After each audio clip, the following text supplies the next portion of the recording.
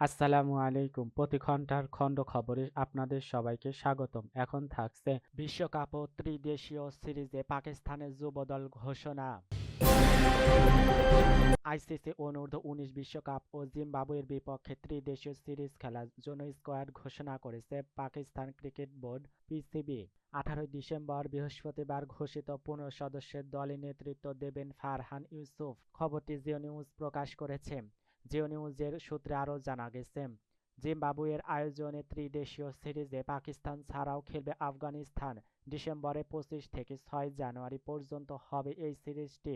মূলত অনূর্ধ্ব-19 বিশ্বকাপের প্রস্তুতি সিরিজ এটি। নামিবিয়া ও জিম্বাবুয়ের আয়োজনে জানুয়ারি 15 তারিখ থেকে 6 ফেব্রুয়ারি পর্যন্ত অনুষ্ঠিত হবে বিশ্বকাপ। দুইটি টুর্নামেন্টই হবে 50 ওভারের। বর্তমানে অনূর্ধ্ব-19 এশিয়া কাপে খেলছে পাকিস্তানের যুবা দল। শুক্রবার 19 ডিসেম্বর সেমিফাইনালে যেখানে বাংলাদেশের মুখোমুখি হবে দলটি। আগামী 21 ডিসেম্বর দুবাইয়ে এই টুর্নামেন্টের ফাইনাল অনুষ্ঠিত হবে। পাকিস্তানের এশিয়া কাপ দলে একটি পরিবর্তনই এসেছে।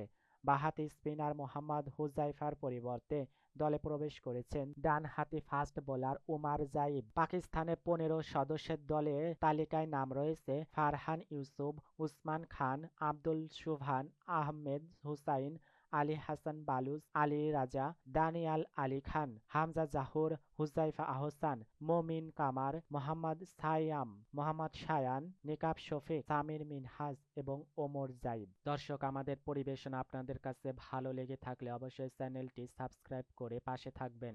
আল্লাহ হাফেজ।